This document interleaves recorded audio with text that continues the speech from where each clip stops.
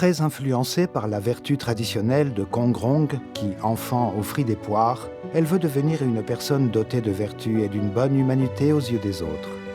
Face aux problèmes, elle se comporte humblement, avec tolérance et générosité. Mais en réalité, elle est mécontente, déprimée et malheureuse. En priant, en cherchant, en mangeant et buvant la parole de Dieu, elle prend finalement conscience de ce qui se cache derrière l'histoire intitulée « Kongrong offre des poires ».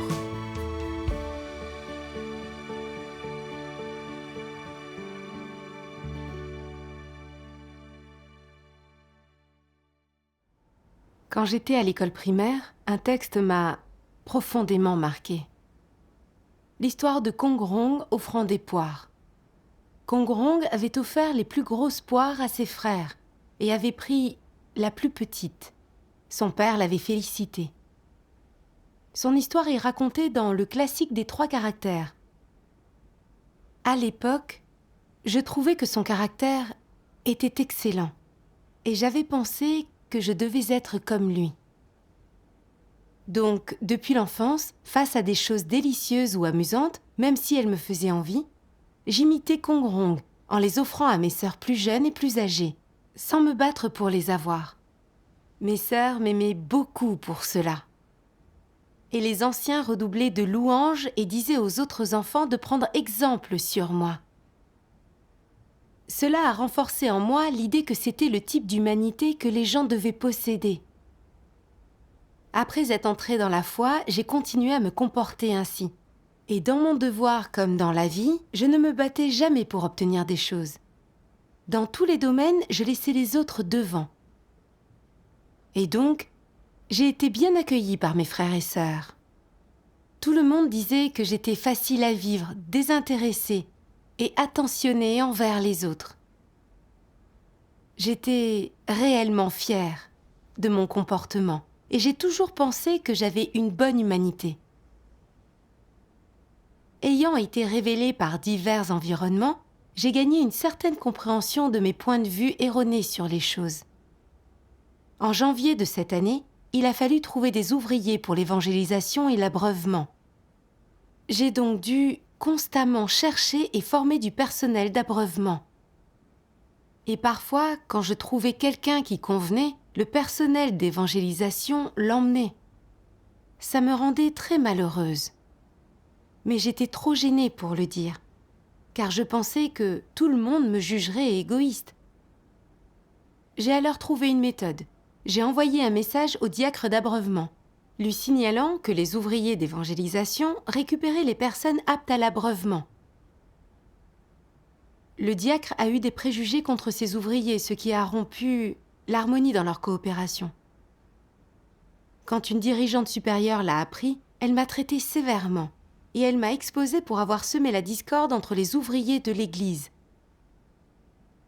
Être émondée et traitée m'a attristée, mais je n'ai pas réfléchi ou essayé de me comprendre. Puis, un jour, j'ai entendu parler de Lise, une sœur de bon calibre et de bonne compréhension, idéale pour un travail d'abreuvement. J'ai demandé à la dirigeante d'église qu'elle la transfère à l'abreuvement des nouveaux venus. Mais plus tard, on a eu un besoin urgent d'effectifs, alors la dirigeante d'église a envoyé Lise diffuser l'évangile. Lorsque j'ai appris cette nouvelle, je me suis sentie très offensée et j'ai voulu en parler à la dirigeante. Mais j'ai ensuite pensé que si je le faisais, les autres croiraient sans doute que j'étais égoïste et que j'aimais me battre pour obtenir des choses. Je me suis dit « Non, je ne peux pas faire ça. Ainsi, j'aurais l'air généreuse et accommodante. » Donc, j'ai réprimé mon ressentiment. J'ai hypocritement dit que j'étais heureuse pour Lise et que l'abreuvement et l'évangélisation étaient 2 tâches importantes. Plus tard, j'ai entendu la dirigeante dire « Frère Jérôme a un bon calibre et il échange bien sur la vérité pour résoudre les problèmes. » J'ai voulu demander à ce frère de venir abreuver les nouveaux. Contre toute attente, la dirigeante a dit qu'elle l'avait déjà envoyé faire du travail d'évangélisation.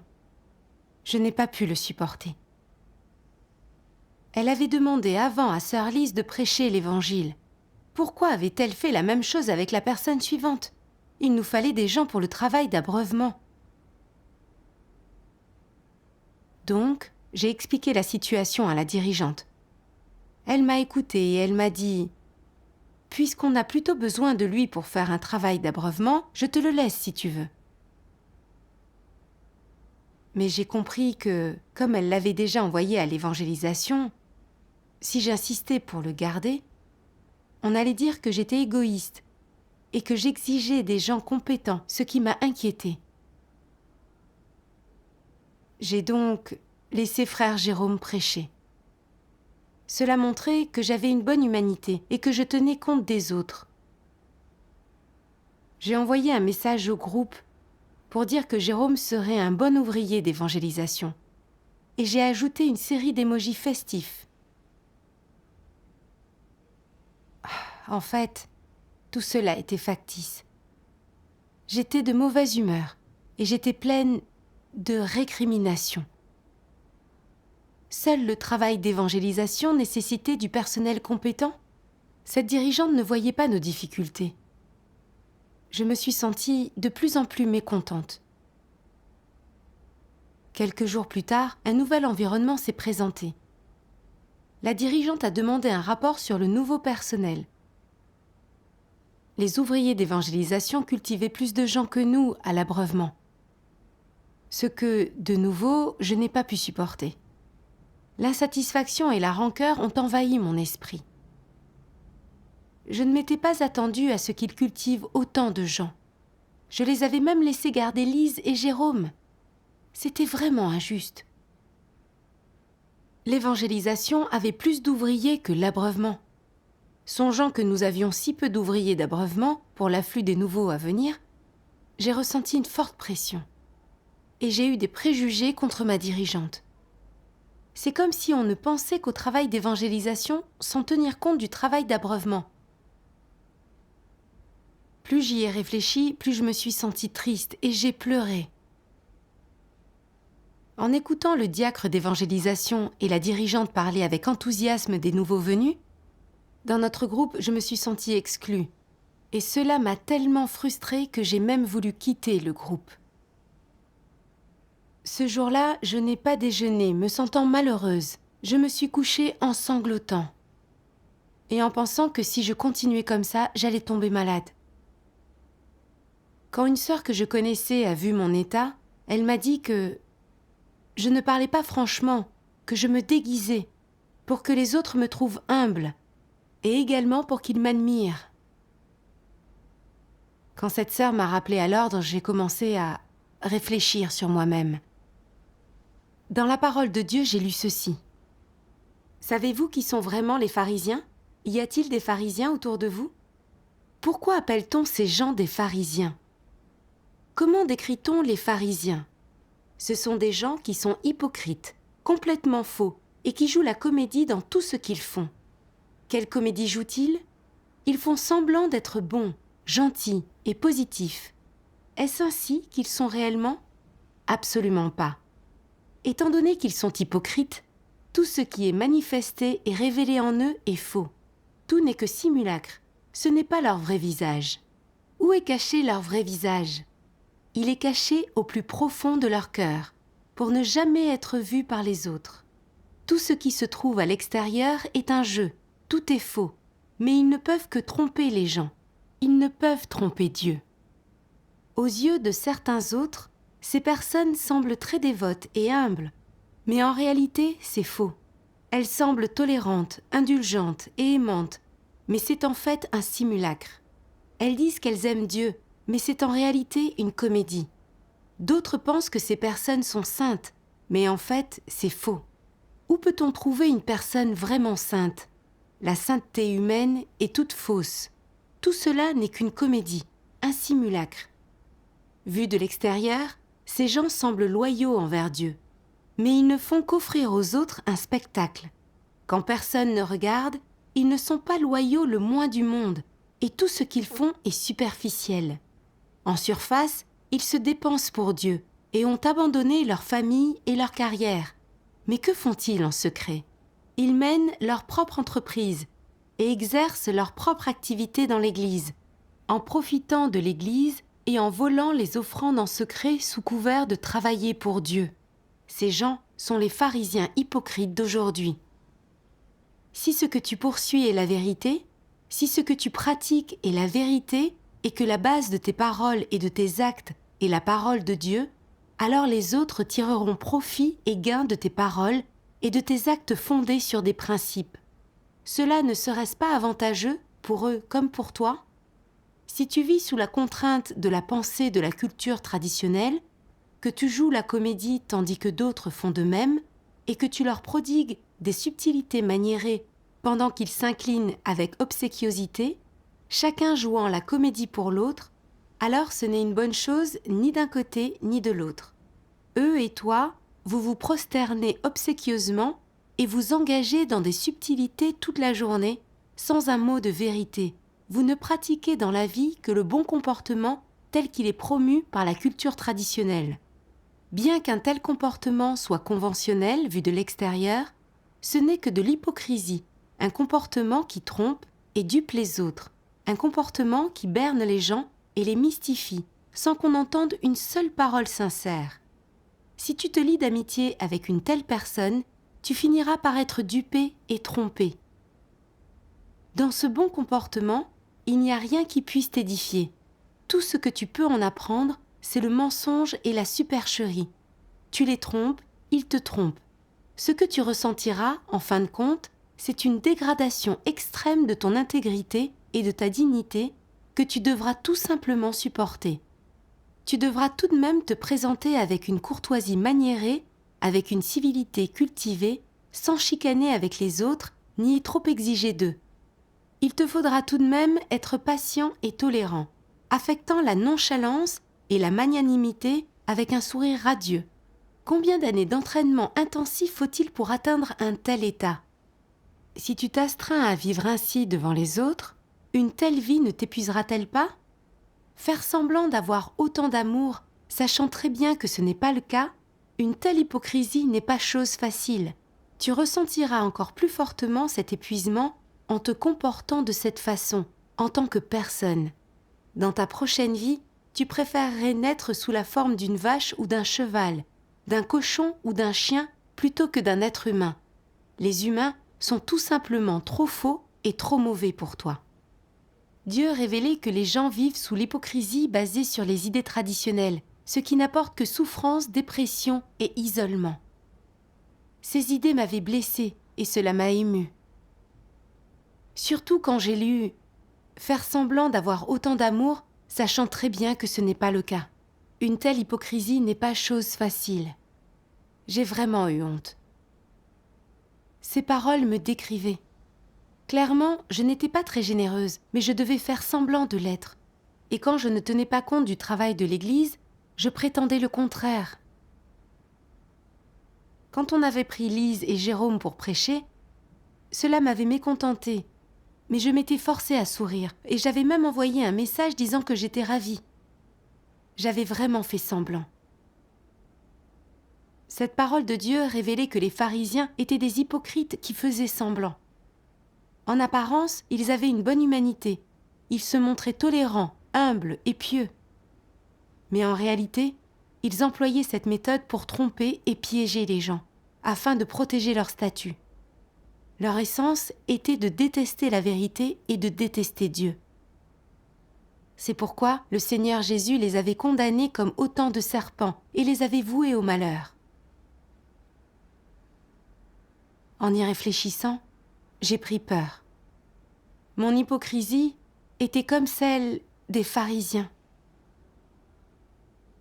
Pour l'affectation du personnel, j'avais montré que je ne voulais pas m'opposer aux autres, et j'avais voulu troquer ce comportement contre l'estime d'autrui.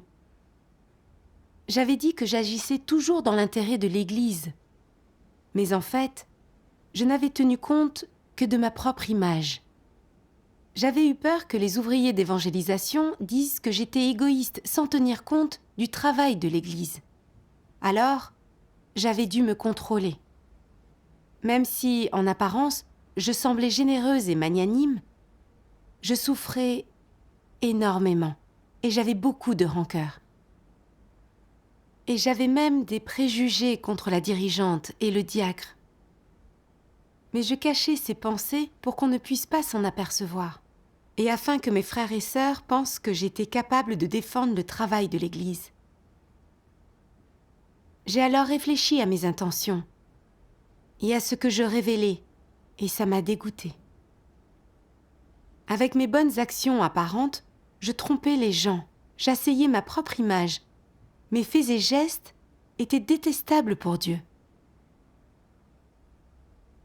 Plus tard, j'ai écouté l'échange de Dieu analysant la culture et la vertu traditionnelle, et j'ai réfléchi.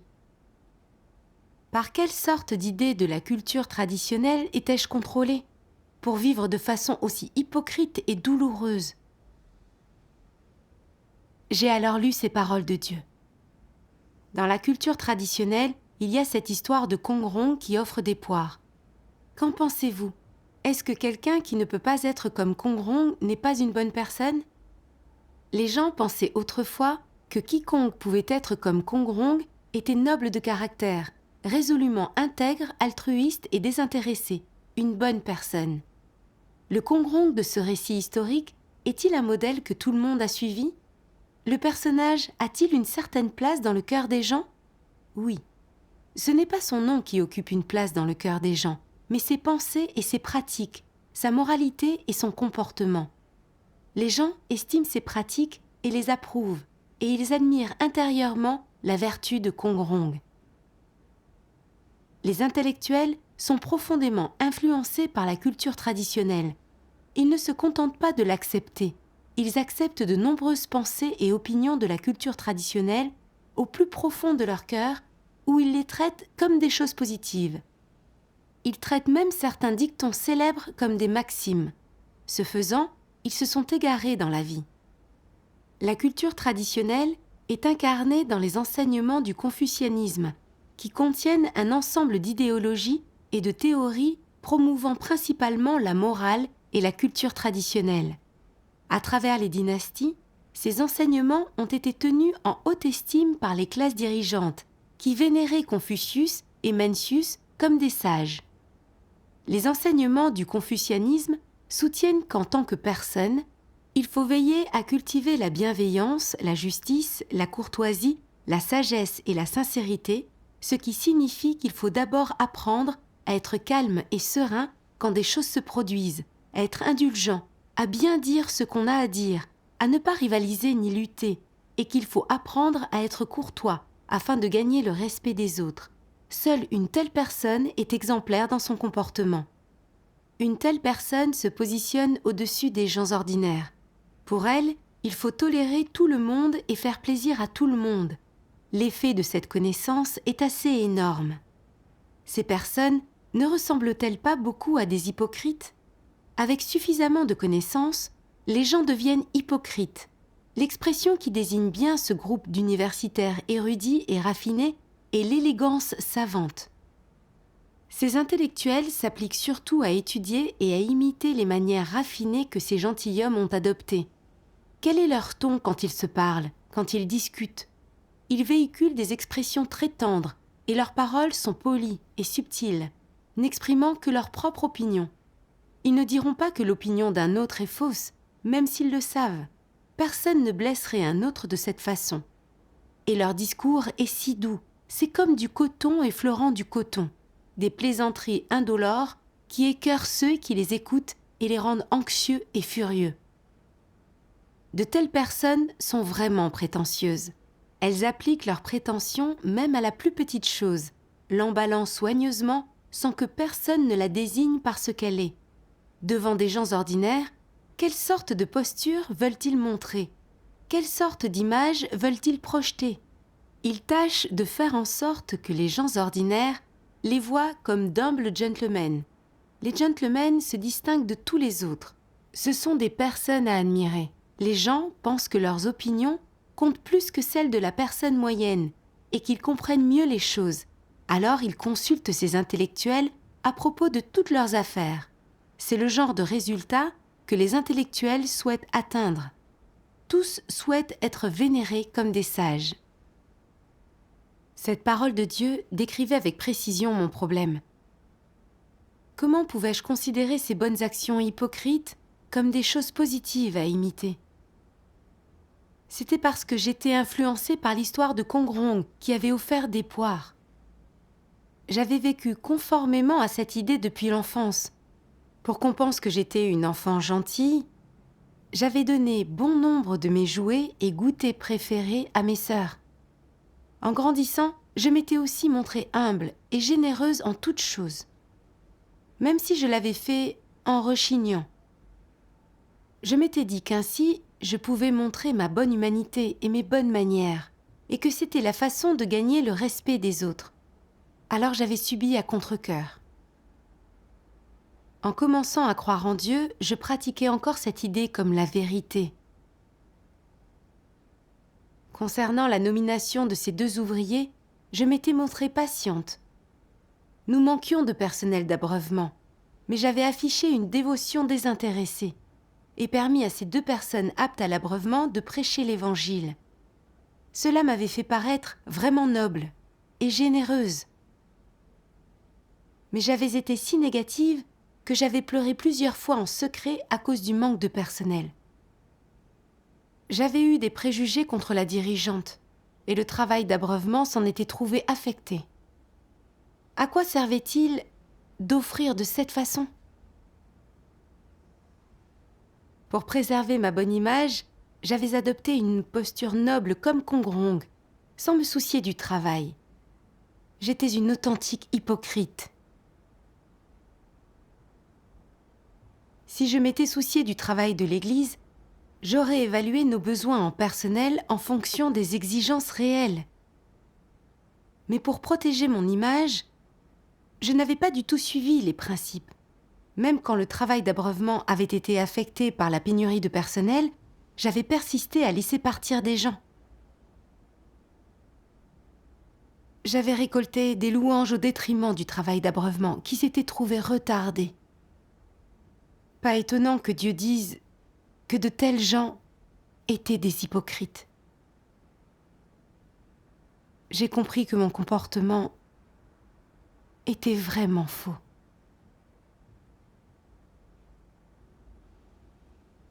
Plus tard, j'ai lu ces paroles de Dieu qui m'ont émue. Vous devez comprendre clairement qu'aucune prétention à la vertu n'est la vérité, et que prétendre à la vertu peut encore moins remplacer la vérité. Prétendre à la vertu n'est même pas une chose positive. On peut dire avec certitude que ces prétentions à la vertu sont des idées fausses et hérétiques avec lesquelles Satan séduit les gens. Elles ne sont pas, en elles-mêmes, la réalité de la vérité que les gens devraient posséder, ni des choses positives que l'humanité normale devrait vivre. Ces prétentions à la vertu constituent des contrefaçons, des faux-semblants, des falsifications et des ruses. Ce sont des comportements factices qui n'émanent pas du tout de la conscience et de la raison de l'homme, ni de sa pensée normale. Par conséquent, toutes les affirmations issues de la culture traditionnelle concernant la vertu sont des idées fausses et des hérésies absurdes. Avec ces quelques échanges, les prétentions de Satan en matière de vertu ont été aujourd'hui condamnées à mort dans leur intégralité. Si ce ne sont même pas des choses positives, comment se fait-il que les gens puissent les accepter ? Comment les gens peuvent-ils vivre selon ces idées et points de vue ? La raison en est que ces prétentions à la vertu s'alignent parfaitement sur les notions et l'imagination des gens. Elles suscitent l'admiration et l'approbation, de sorte que les gens les acceptent au fond d'eux-mêmes, et bien qu'ils ne puissent pas les mettre en pratique, intérieurement, ils les embrassent et les vénèrent avec enthousiasme. Et donc, Satan utilise diverses prétentions à la vertu pour séduire les gens, pour contrôler leur cœur et leur comportement, car au fond d'eux-mêmes, les gens adorent toutes sortes de prétentions à la vertu et y croient aveuglément, et ils aimeraient tous recourir à ces prétentions pour pouvoir feindre une plus grande dignité, noblesse et bonté, y atteindre ainsi leur objectif, qui est d'être estimés et loués. En bref, selon toutes ces prétentions, les gens devraient adopter un certain comportement ou faire preuve d'une certaine qualité humaine en matière de vertu. Ces comportements et qualités humaines semblent tout à fait nobles et sont vénérés, de sorte que tous, dans leur cœur, y aspirent ardemment. Mais ce qu'ils n'ont pas envisagé, c'est que ces prétentions à la vertu ne sont pas du tout les principes de comportement qu'une personne normale devrait suivre. Il s'agit plutôt de divers comportements hypocrites que l'on peut feindre.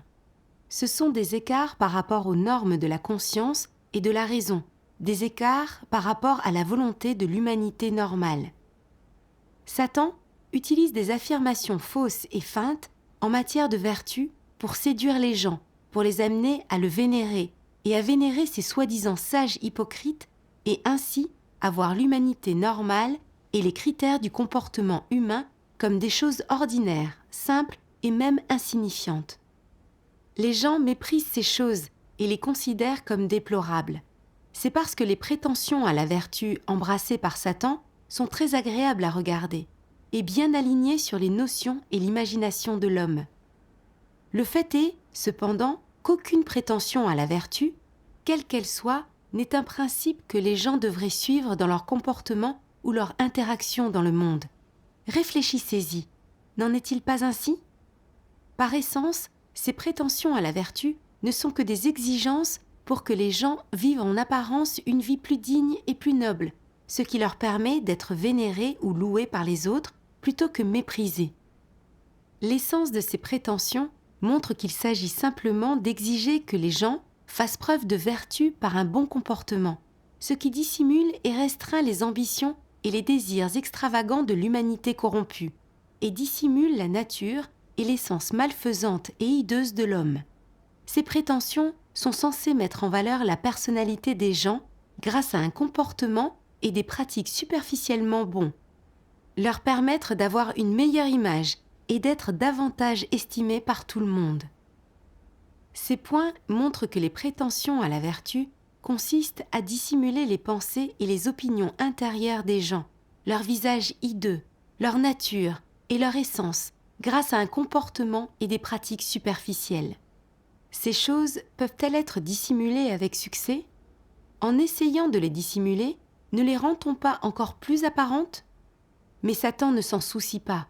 Son but est de dissimuler le visage hideux de l'humanité corrompue, de dissimuler la vérité de la corruption de l'homme. Ainsi, Satan demande aux gens d'adopter les manifestations comportementales de la vertu pour se déguiser, ce qui signifie qu'il utilise les règles et les comportements de la vertu pour faire de l'apparence de l'homme un ensemble soigné, en améliorant les qualités humaines et la personnalité des gens afin qu'ils puissent être estimés et loués par leurs semblables. Fondamentalement, ces prétentions à la vertu déterminent si une personne est noble ou humble sur la base de son comportement. Après avoir lu ces paroles de Dieu, j'ai compris que mon point de vue avait toujours été erroné. J'avais traité les vertus de la culture traditionnelle comme une norme pour évaluer l'humanité d'une personne. Je les avais prises comme la vérité, et j'avais pensé que les gens vertueux avaient une bonne humanité. En fait, la vertu n'est pas le principe de vie à suivre. C'est faire acte d'hypocrisie et par essence, c'est une méthode que Satan utilise pour tromper et corrompre les gens. Satan se sert de la culture traditionnelle pour inculquer des normes morales à respecter, de sorte que les gens utilisent des bonnes actions apparentes pour dissimuler leur corruption intérieure, dans le but de gagner l'estime des autres. Et donc, les gens deviennent encore plus hypocrites et malhonnêtes. Moi aussi, je me comportais comme ça. Les vertus de la culture traditionnelle me servaient de critères pour agir. En apparence, je ne me battais pas pour obtenir des choses et je m'entendais bien avec les autres. Mais en fait, je me forçais à faire des bonnes actions pour que les gens disent que j'étais une bonne personne et pour qu'ils aient une bonne image de moi dans leur cœur. Alors que je disais tenir compte du travail de l'Église. J'étais vraiment malhonnête. Plus tard, j'ai lu ceci dans la parole de Dieu. Une personne qui comprend la vérité doit analyser les divers dictons et préceptes de la culture traditionnelle concernant la vertu. Vois lequel d'entre eux tu chéris le plus, celui que tu observes constamment, celui qui est la base et la ligne directrice constante de la façon dont tu perçois les gens et les événements, de la manière dont tu te comportes et dont tu agis. Ensuite, tu dois confronter ces choses que tu observes aux paroles et aux exigences de Dieu, à des fins de comparaison, et regarder si ces choses de la culture traditionnelle contredisent les vérités que Dieu exprime et s'y opposent.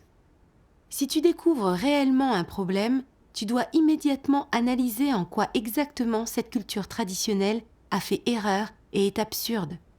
Lorsque tu auras clarifié ces questions, tu sauras ce qui est vrai et ce qui est faux. Tu auras un chemin pour pratiquer et tu choisiras le chemin que tu dois suivre. Cherche la vérité de cette manière et tu pourras t'amender.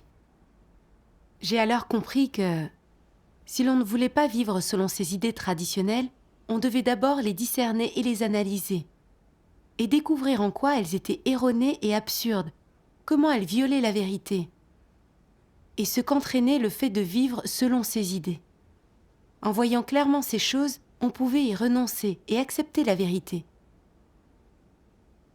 Je me suis alors demandé, offrir comme Kongrong, était-il conforme au principe de la vérité ? Était-ce une exigence de Dieu pour avoir une humanité normale ? Ceux qui s'abstenaient en toutes choses étaient-ils des gens de qualité ? Ma propre tolérance aveugle avait eu pour effet une pénurie d'effectifs dans le travail d'abreuvement. Pour faire preuve de générosité et de patience en toutes choses, j'avais dit de nombreux mensonges hypocrites.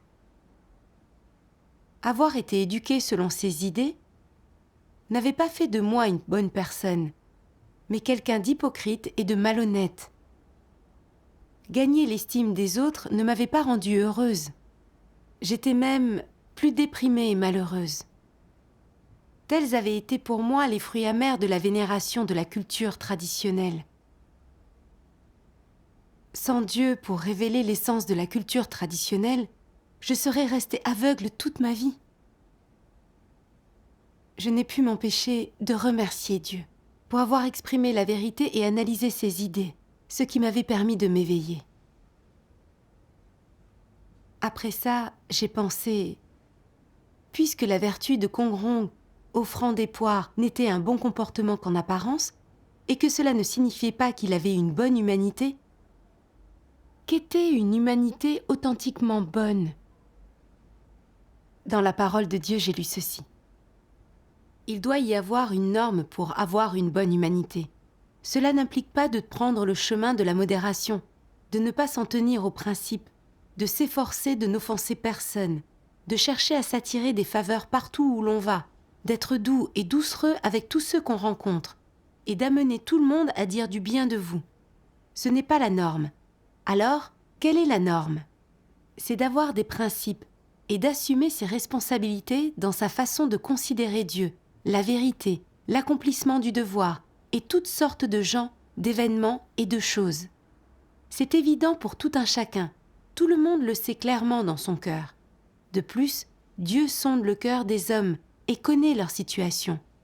Quels qu'ils soient, aucun d'entre eux ne peut berner Dieu. Certains hommes se vantent toujours de posséder une bonne humanité, de ne jamais dire du mal des autres, de ne jamais nuire aux intérêts de quiconque, et ils affirment n'avoir jamais convoité les biens d'autrui.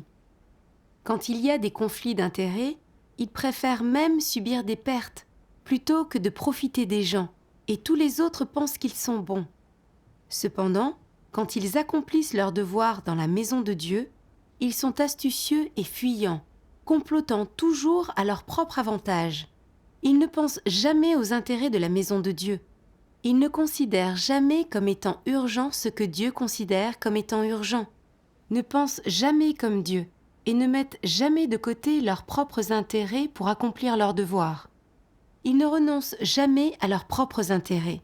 Même quand ils voient des malfaiteurs commettre le mal, ils ne les dénoncent pas. Ils n'ont absolument aucun principe. Quelle sorte d'humanité est-ce là ? Ce n'est pas une bonne humanité. N'accordez aucune attention à ce que dit une telle personne. Vous devez voir ce qu'elle vit, ce qu'elle révèle, et quelle est son attitude quand elle accomplit ses devoirs, et aussi ce qu'est son état intérieur et ce qu'elle aime.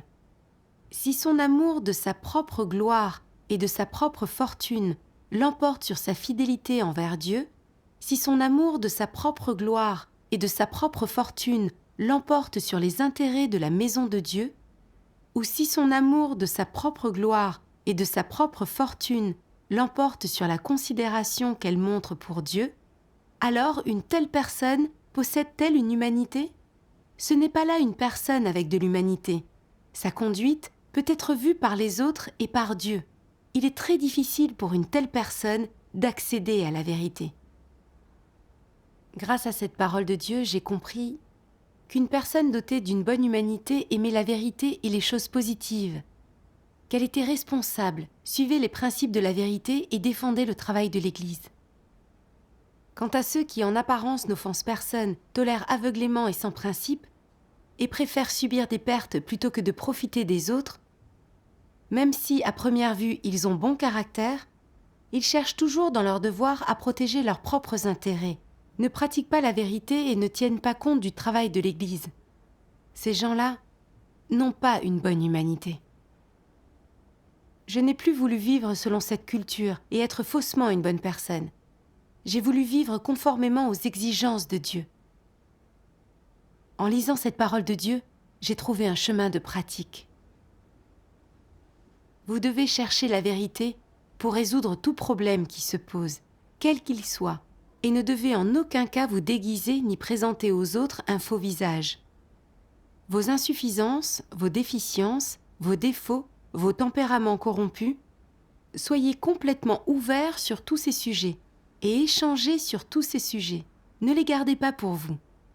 Apprendre à vous ouvrir est le premier pas pour entrer dans la vérité, et c'est le premier obstacle et le plus difficile à surmonter. Une fois que tu l'as surmonté, il est facile d'entrer dans la vérité. Que signifie franchir ce pas ? Cela signifie que tu ouvres ton cœur et que tu montres tout ce que tu as, le bon et le mauvais, le positif et le négatif, que tu te mets à nu devant les autres et devant Dieu, que tu ne caches rien à Dieu, ne dissimulant rien, ne déguisant rien, exempt de tromperie et de ruse, et également ouvert et honnête avec les autres. De cette façon, tu vis dans la lumière, et non seulement Dieu te scrutera, mais les autres aussi pourront voir que tu agis selon les principes et avec une certaine transparence. Tu n'as pas besoin d'avoir recours à une quelconque méthode pour protéger ta réputation, ton image et ton statut, et tu n'as pas besoin non plus de dissimuler ni de déguiser tes erreurs. Tu n'as pas besoin de te consacrer à ces efforts inutiles. Si tu peux abandonner ces choses, tu seras très détendu, tu vivras sans chaîne ni douleur, et tu vivras entièrement dans la lumière. Grâce à ces paroles, j'ai compris que je ne devais pas donner aux autres une fausse image de moi. Je devais plutôt être honnête, simple et ouverte, et m'ouvrir au sujet de tous les problèmes que je rencontrais, pour que mes frères et sœurs puissent mieux m'aider. Quand je n'avais rien dit, en supportant tout aveuglément, tout le monde avait cru qu'il n'y avait pas de pénurie de personnel, et pensait que le travail se passait bien. Mais en fait, j'avais souffert et le travail de l'Église en avait pâti. Alors, j'ai pratiqué selon la parole de Dieu et communiqué clairement avec mes frères et sœurs. Ensuite, ils m'ont tous fourni du personnel pour assurer le travail d'abreuvement. Cela m'a montré à quel point il était facile de pratiquer selon la parole de Dieu. En vivant selon la culture traditionnelle, on devient de plus en plus corrompu, de plus en plus malhonnête, de plus en plus malheureux. Ce n'est qu'en pratiquant la vérité qu'on vit une ressemblance humaine, qu'on devient des personnes bonnes et qu'on fait l'expérience d'une paix véritable. Dieu soit loué.